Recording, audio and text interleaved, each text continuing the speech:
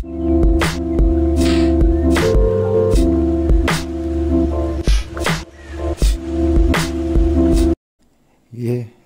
안녕하십니까. 평생투자 파트너입니다. 9월 7일 금요일입니다. 오늘 방송할 내용은 다음주 투자 전략 이런 내용이 되겠습니다. 일단 이번 주의 내용을 좀 보자면 코스피와 코스닥 이렇게 좀 나눠보면 확실히 상대적으로 코스닥이 좀 강하긴 했습니다.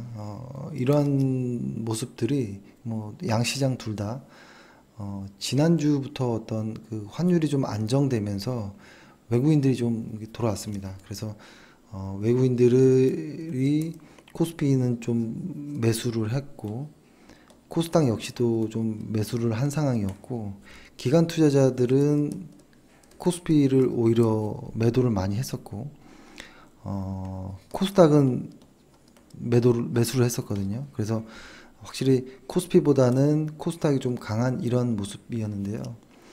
근데 이번 주 들어가지고 미국과 중국의 어떠한 추가 관세 이야기 이런 것들이 나오면서 환율이 좀 다시 약간 좀 불안해지는 모습이 좀 나왔거든요.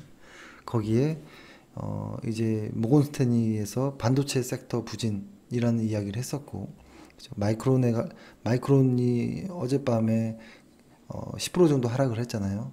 아마 저희 회원 중에 정확히 기억은 안 나는데 누군가가 마이크론을 가지고 계신 분이 있을 거예요. 저는 좀 걱정되긴 하는데요. 좀 물량의 조절이 필요할 거라고 좀 생각을 합니다. 그리고 오늘 같은 날 코스피의 어떠한 매도가 강했죠. 외국인들이 7,700억 정도를 매도를 한 것이죠. 사실 최근 들어서 가장 강한 매도인 것 같습니다. 아주 강한 매도였던 것 같고, 여기서 좀 고민되는 것들은 뭐냐면, 코스피 같은 경우에는 반도체 쪽, 그러니까 SK하이닉스, 삼성전자 이쪽이 시가총액에 기여하는 그 기여도가 높기 때문에 반도체 쪽에서의 어떤 이런 안 좋은 이야기들은 코스피의 치명적인 어떤 좀 요인이 될 수 있거든요. 근데 밤 사이에 보면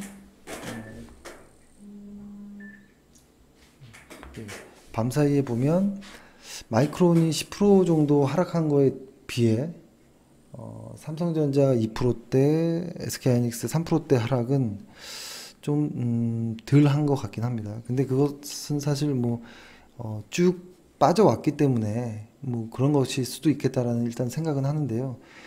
일단 중요한 거는 이런 느낌인 것 같습니다. 반도체에 대해서 계속 이런 얘기를 합니다.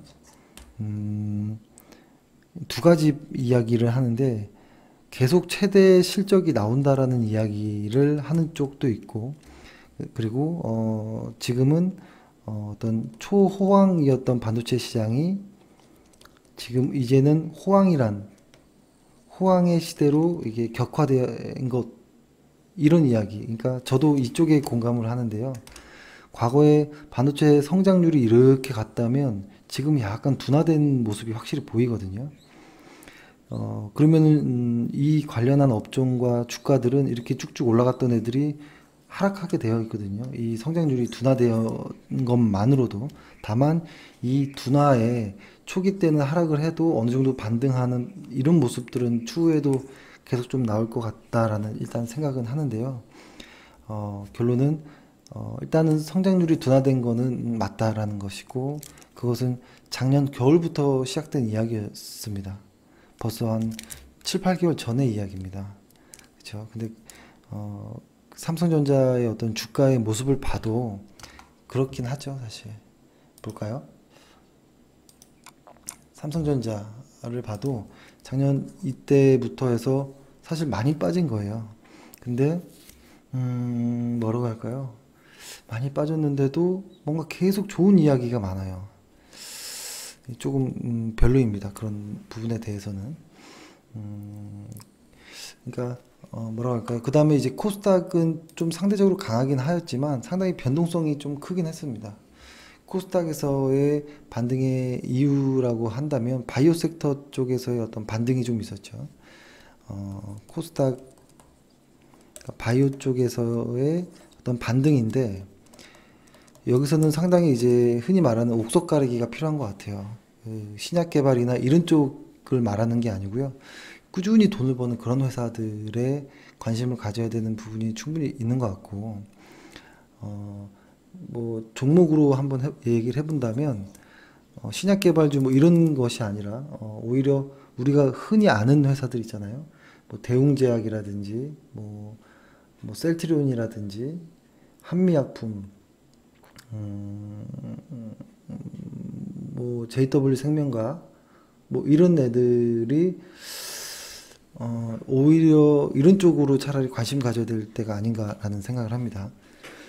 그리고 그 다음에가 뭐냐면, 그러니까 바이오, 그러니까 코스닥에서 작년에 그리고 이번 연도죠. 이번 연도에 개인 투자자들이 가장 힘들었던 부분이 실적 없이 급등했던 주가가 급락했었을 때 그때의 어떤 치명타를 다 몸으로 받아냈거든요. 그러다 보니까 이번에 코스닥의 반등하는 업종들을 보면 철저하게 실적이 좋은 애들이 올라가는 게 느껴집니다.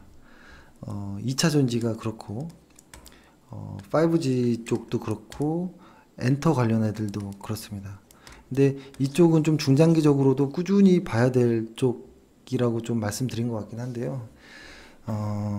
맞습니다. 이쪽은 좀, 꾸준하게 계속 좀 오랫동안 관심을 가져야 되는 쪽이라고 생각하고, 그 다음에 유일하게 그쪽도 그죠, 경협주, 남북 경협주 관련한 애들도 다시 하락 이후에 다시 좀 이게 꾸물꾸물 계속 좀 올라가는 이런 모습이죠. 그래서 이쪽 경협주는 저는 일단은 단기적으로는 한 9월 18일 이벤트 이전에까지의 흐름은 조금 좋지 않을까. 그래서 사실 저희도 어, 그 남북경협주, 그러니까 저희 회원들이 제가 말씀을 드리지 않았지만 그래도 남북경협주들을 좀 가지고 있는 분들이 있다는 건 알고 있습니다. 그래서 지금 말씀드렸던 것처럼 한 9월 18일 이전쯤에는 단기적으로라도 조금 어떤 손절이라든지 혹은 손절이라기보다는 물량을 던다든지 약간의 이익 실현 무언가의 어떤 계획은 좀 세워야 될 것 같아요.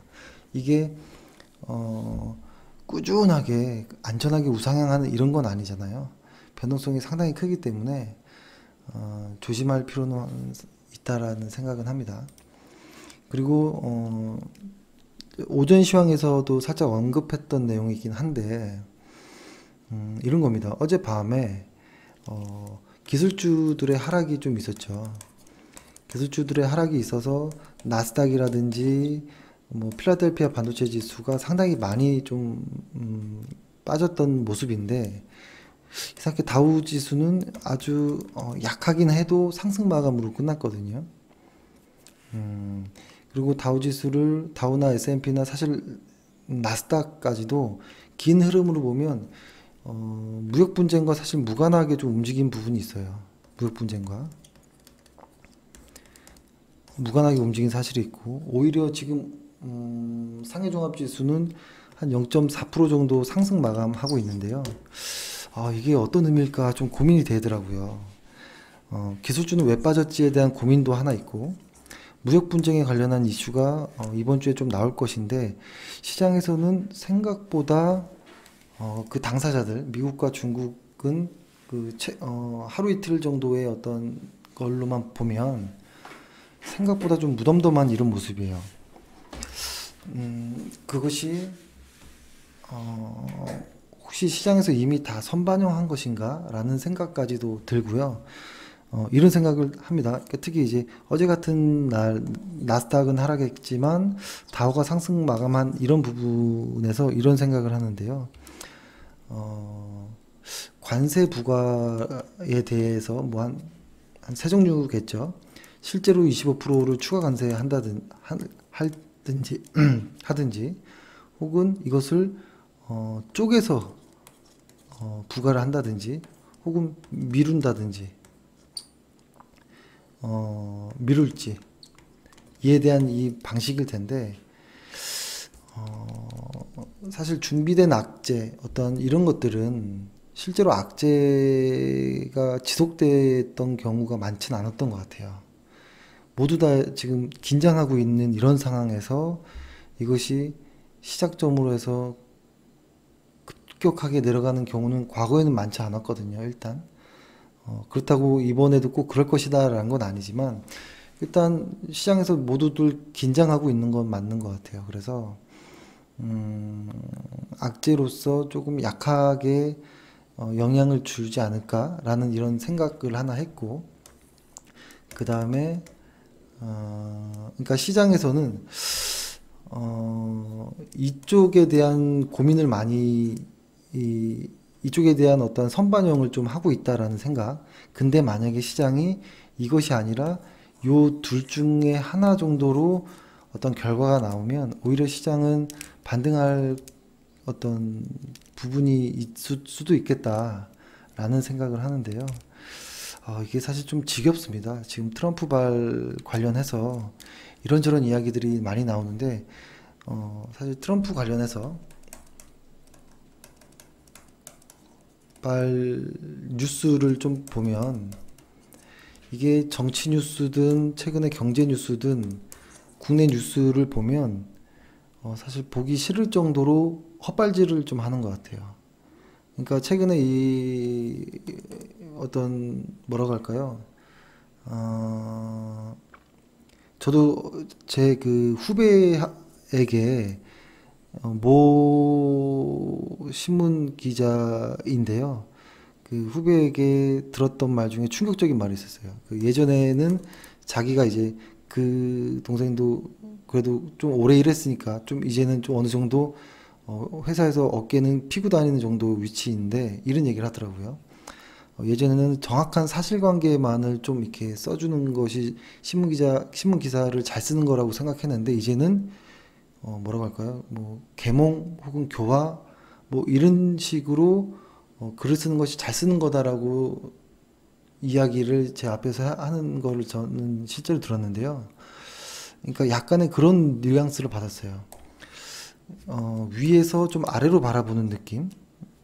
사실 기자든 어떤 직장인이잖아요. 그죠?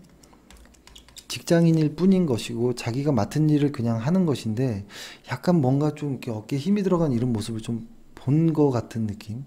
그러니까 그런 한 심리 상황에서 글을 쓸 때 뭔가 조금 글을 쓰기 때문에 마치 구독자에게 사실을 예를 들어서 이런 거죠. 이러이러한 사실들을 내가 발로 열심히 뛰어서 취재했습니다. 한번 봐보시겠어요? 이런 게 아니고 이러이러한 사실들이 있으니까 이렇게 될 것이다라고 좀 알려주는 것처럼 느껴지더라고요. 근데 뭐 그럴 수 있다라고 봅니다. 하지만 그런 모습들이 최근에 경제 뉴스 특히 뭐 어떤 경제 뉴스는 눈에 담기 어려울 정도로도 너무 꼴보기 싫은 경제 기사들이 많아요. 경제 뉴스가 말도 안 되는 것처럼. 그래서 한 회원도 이렇게 전화가 오더라고요. 진짜로 우리나라가 망하나요? 이렇게 전화 온 사람도 있었어요. 그렇죠. 그러니까 지금의 뉴스를 보기 싫어요. 그러니까 저도 사실은 이런 저런 뉴스를 다 보긴 합니다. 뭐 흔히 말하는 어떤 보수 관련된 뉴스 혹은 뭐 이 반대 진보적인 어떤 것들을 다 보는데 이쪽 뉴스는 점점점 유치해지는 것 같은 생각이 좀 들고 이쪽은 뭐라고 할까요? 좀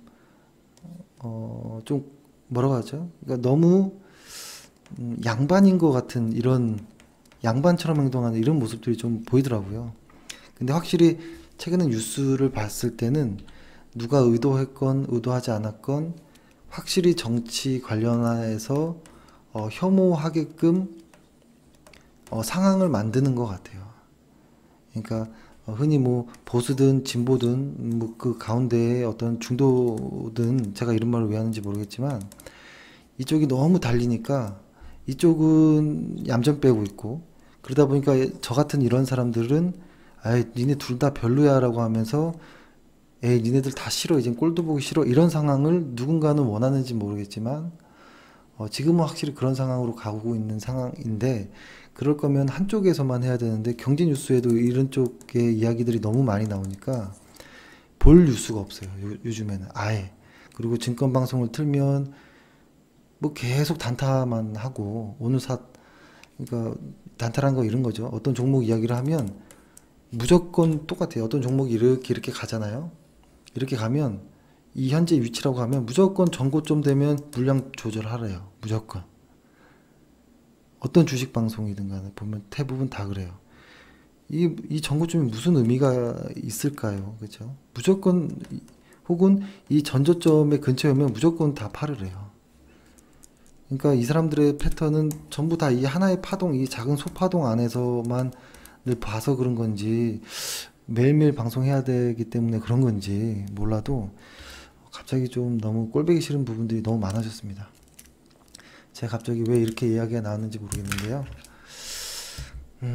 결론은 저는 일단 이렇습니다. 일단은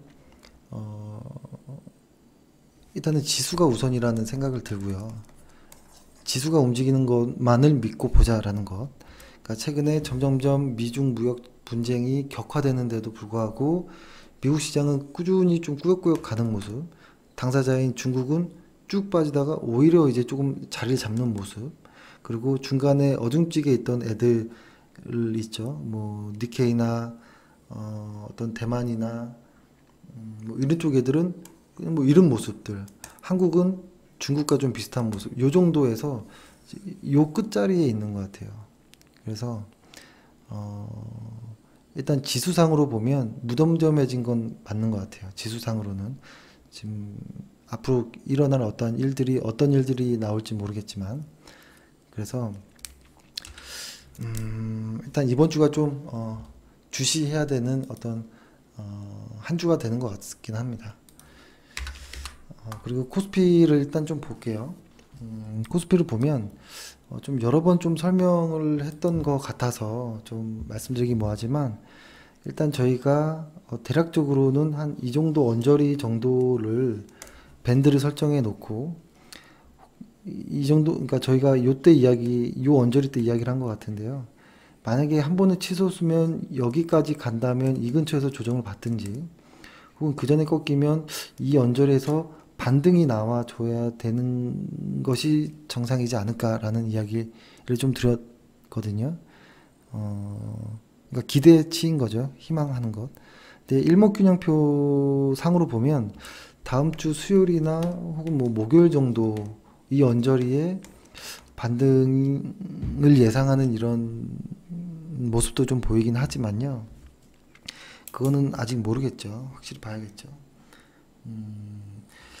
그리고 또 하나, 기술주의 하락에 대해서는 약간의 좀, 뭐, 실적이 기반이 되는 것 같긴 하지만, 최근에 주가가 빠졌던 이슈들이 실적 때문에 빠졌던 게 아닌 것도 많았거든요. 그래서 기술주가 그간 무역 분쟁에서 가장 선전했었고, 그 다음에 그 반대편에 있던 뭐, 건설이라든지 기계라든지 중공업이라든지 이런 쪽 애들이 무역 분쟁 관련한 상황에서 이렇게 빠지고 있었거든요. 근데 지금은 얘네들이 반등을 준비하고 얘네들이 조정을 받는 이런 관계로 보입니다.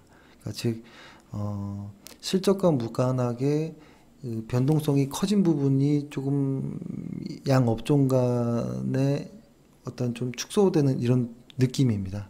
그래서 이것은 아직까지는 이것이 하나의 추세가 만들어졌다라고는 보기 어려운 모습이거든요. 그러니까 지금은 뭐 명확하게 이거는 어떻습니다. 이라고 이야기하기는 좀 어렵습니다. 일단 그렇다면 지수만이라도 좀 명확하게 이야기를 해보면 요 화살표가 컸던 날 저희가 매수를 시작했던 날이죠. 요거를 확대해서 그려보면 지수가 이렇게 빠지고 이렇게 올라오는 점에서 이제 시장의 추세가 전환됐다라고 매수를 했으니까 심플하게 그려보면 이렇게 그리겠습니다. 이렇게 올라가는데 이렇게 빠진 거죠. 지금 빠졌는데 요 언저리에서 반등을 기대하는 것이죠. 다음 주 한 수요일 정도나 목요일 정도 안에까지. 이렇게 보면은 한 12일 정도 상승했고 한 9일 정도 하락한다라고 예상을 해보면 다음 주 한 수목 정도에 그런 상황이 연출됐으면 좋겠다. 만약에 연출된다면 이번 두 번째 나오는 어떠한 상승은 상당히 강할 가능성이 높습니다. 꽤 오랫동안. 흔히 목표치를 계산할 때는 여러 가지 방식이 있는데요. 하나만 그냥 예를 들어서 설명을 해보면 상승, 하락 이런 과정이 있을 때 이 부분만큼 그러니까 이런 것이죠. 요렇게 연결해서 이 정도까지는 가야 되는 거 아니냐라고 예상하는 것들이 있고 그 다음에 이렇게 빠졌을 때 요 부분만큼 이렇게 올라가는 것도 계산할 때가 있고요. 그 다음에 또 뭐 있나요? 이렇게 빠지면 요만큼 이렇게 똑같이 올라가는 경우도 있고 또 하나는 이렇게 빠졌을 때 요 높이만큼 딱 이렇게 한 4배만큼의 어떤 계산을 하는 경우도 있거든요.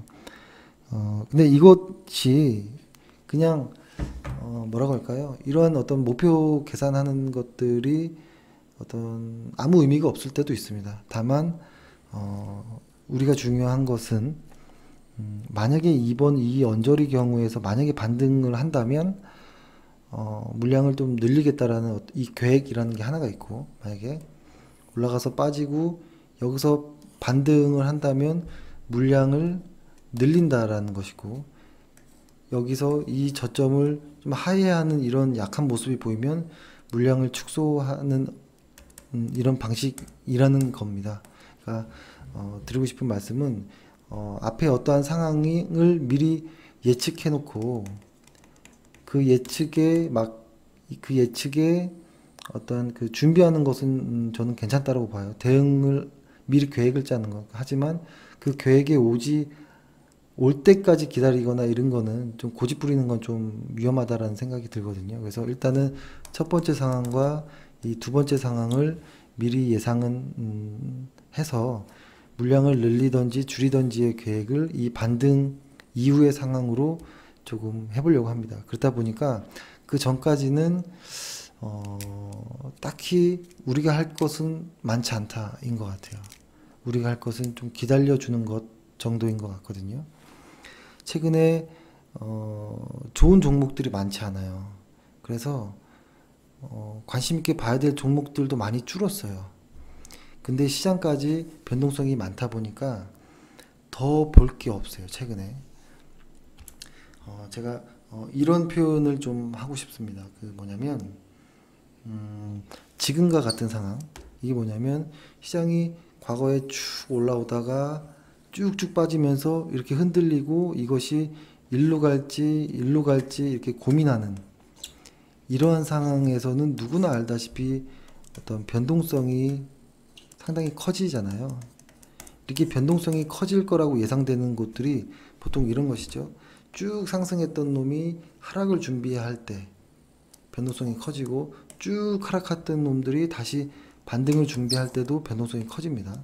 근데 아예 이런 구간에서는 변동성이란 것이 위아래의 방향보다는 한 방향으로 움직이는 방향이니까 대응하는 게 명확하거든요. 여기서는 매수를 하는 것이고 여기서는 매도를 하는 방향이겠죠. 근데 이런 부분들 흔들리는 부분이 이도저도 못하는 과정인 거잖아요.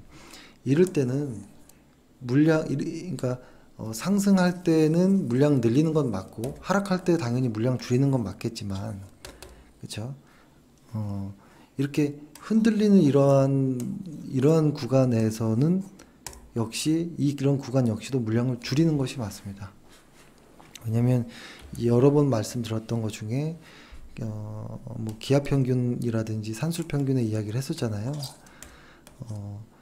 이런 변동성 장세에서 물량 주식 투자 비중이 100%다라고 한다면 시장이 이렇게 되는 모습으로 옆으로 그냥 찍 흘러도 계좌는 마이너스 돼요. 본전될 것 같잖아요. 절대 그렇지 않아요. 여기서 10% 오르고 뭐 10% 빠지고 10% 오르고 10% 빠지고 뭐 이런 식으로 가잖아요. 그러면은 손실 납니다. 그래서 지금과 같은 장세에서 주식이 지금도 100% 투자되어 있는 분들이 많거든요. 이것은 좀 위험하다라는 생각을 하고, 삼성전자를 한번 오늘 보면 제가 이게 좀 차트가 지저분한데 이런 이야기를 했던 것 같습니다. 예를 들어서 이렇게 반등할 수 있다. 반등할 수 있다. 왜냐하면 하반기 실적이 매출이 증가하고, 또한 어떤 수급적인 요인에 의해서 대형주 그리고 어떤 의미가 있는 삼성전자나 SK하이닉스는 반등할 수 있다. 다만 이거는 매수가 아니라 물량 줄이는 것을 말씀을 좀 드렸던 거였거든요. 물량을 조절해 놓고 있자. 왜냐면 이런 거죠. 시장에서 이렇게 빠졌을 때 물량이 좀 줄여져 있으면 추가 매수해서 올리고 다시 여기서 물량을 좀 빼고 다시 지금 내려왔을 때 물량을 좀 더 실어서 왔다 갔다 하는 이런 모습에서 손실을 좀 줄일 수는 있거든요.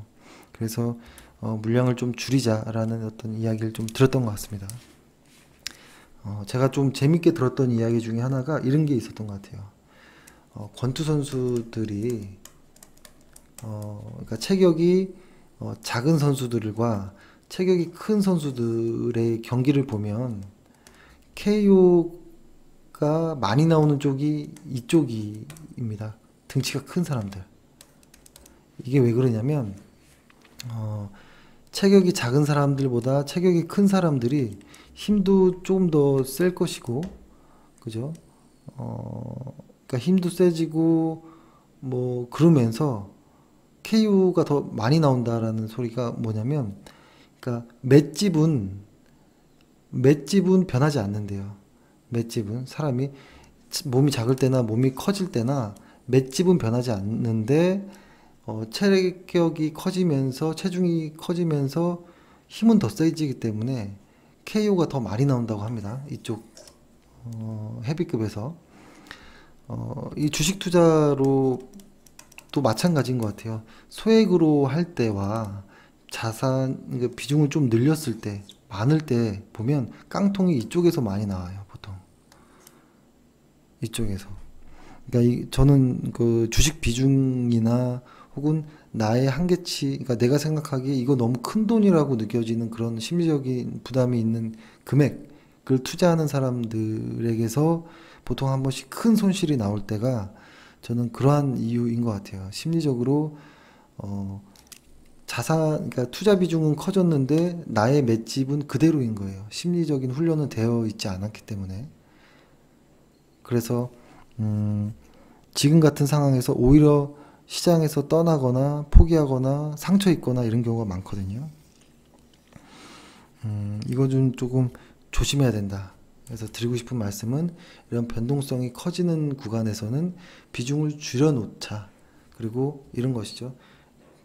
저는 제가 말씀드릴 땐 찌글찌글이라는 표현을 하는데요. 추세가 쭉 가다가 찌글찌글하고 또 쭉 가다가 찌글찌글 또 밑으로 가다가 찌글찌글 밑으로 가다가 찌글찌글 뭐 이러한 자리들을 흔히 말해서 뭐 박스권이라고도 하고 이렇게 쭉 움직이는 곳을 추세라고도 하잖아요. 추세.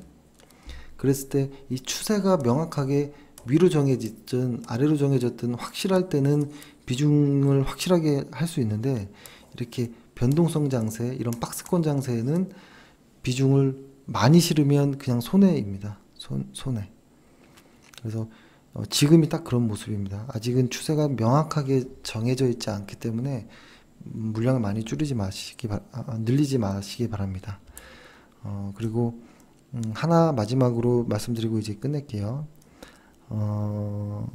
지금 최근에 회원을 가입하신 분들이 손실률이 꽤 커진 상태에서 이제 마지막으로 저희에게 노크를 하시는 것 같은데요.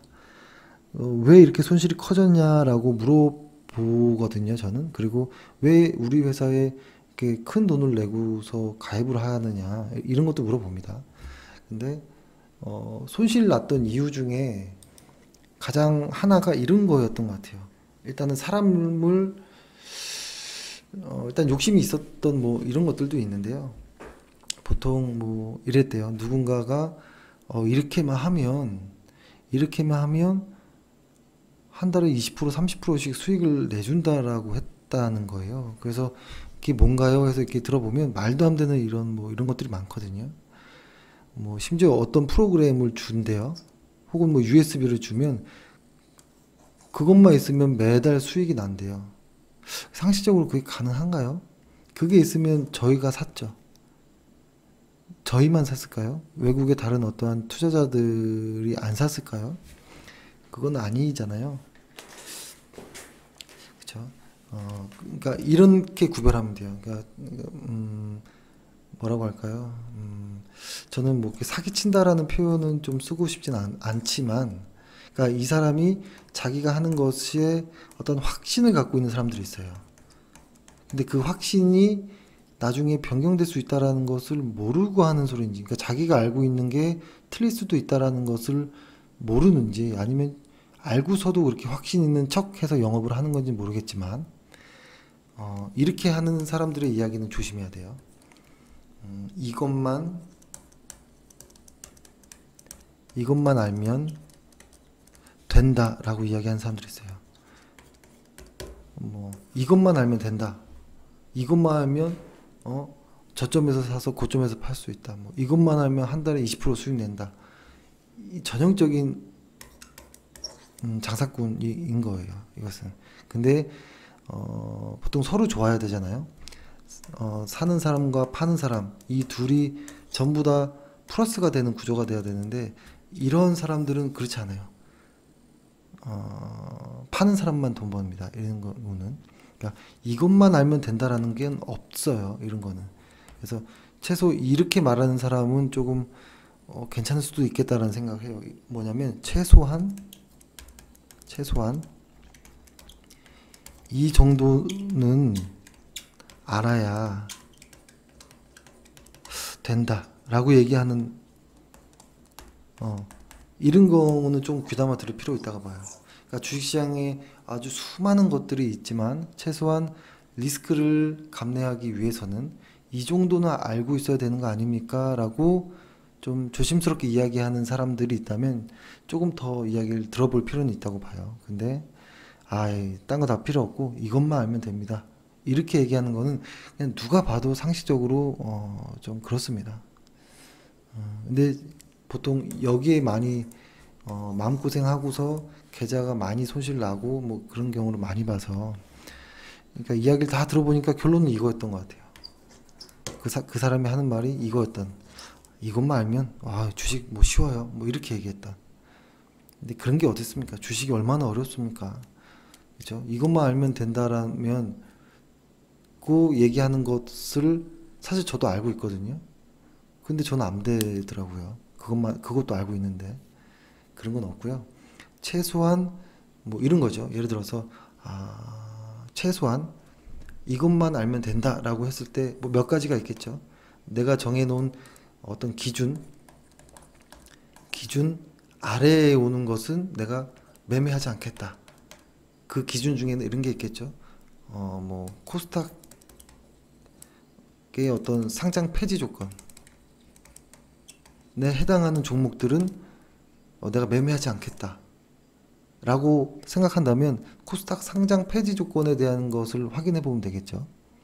혹은 매출이 꾸준히 증가하지 않는 회사는 내가 매매하지 않겠다. 그러면 매출이 느는지 안 느는지 확인하면 되는 것. 하지만 이게 전부인가요? 전부 아니잖아요. 나의 기준에 맞는 어떤 무언가 정도는 내가 알고 있자라는 것인 거예요. 근데 이것만 알면 된다라고 하는 사람들은 뭐 이래요.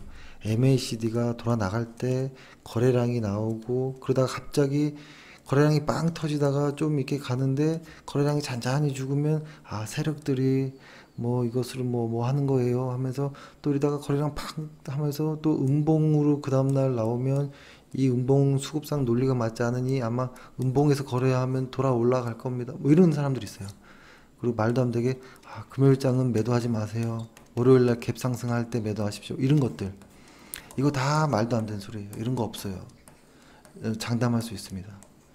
주식시장에서 명쾌하게 1 더하기 1은 2입니다라고 나오는 어떠한 것은 하나도 없습니다. 아직까지. 이게 만약에 누군가가 정답을 찾으면 주식시장은 존재하지 않을 거예요. 심리가 달라질 거거든요. 누구나 아는 정답이 하나 생기면 그 하나 작은 것으로부터 시장 전체가 달라질 거기 때문에 주식시장은 붕괴할 거라고 보거든요. 그렇기 때문에 누군가 확신에 찬 이야기를 하는 것을 조심하시기 바랍니다. 네. 일단은 이렇게 말씀드렸고요. 정리를 한번 해보겠습니다. 일단 우리 시장에서 계획을 세워보자. 현재는 하락 중에 한 번의 반등이 있었고 이 첫 번째 조정 구간인데 이것이 상승하면 지금의 이 모습이 조정이라고 얘기할 수 있는 것이고 이것이 다시 한번 깨고 내려간다면 이때가 하락이었구나 라고 알 수 있는 것이다 라는 거예요. 그래서 지금 조정이다 하락이다 라고 딱 잘라서 얘기할 수는 없다. 다만 일로 갈지에 대한 계획은 세워놓자. 그러려면 지금의 자리에서는 물량이 많으면 안 되겠죠. 한 50% 미만 정도로 뭐 20-30%도 괜찮고 아니면 아예 뭐 주식이 없어도 괜찮고 이런 횡보 추세가 아직 확실히 잡히지 않은 비추세 구간이기 때문에 어떤 타진 매수는 괜찮고 하지만 주식 비중이 뭐 100% 정도라면 조금 리스크 관리가 잘 안 된 것이다 라고 판단하시는 게 어떨까 생각은 합니다. 네, 일단 이번 주말 고생 많으셨고요. 이번 주말에 어떤 뉴스가 나오는지 좀 귀 기울여서 좀 보도록 하겠습니다. 예, 이번 주 고생 많으셨고 다음 주에도 열심히 하겠습니다. 감사합니다.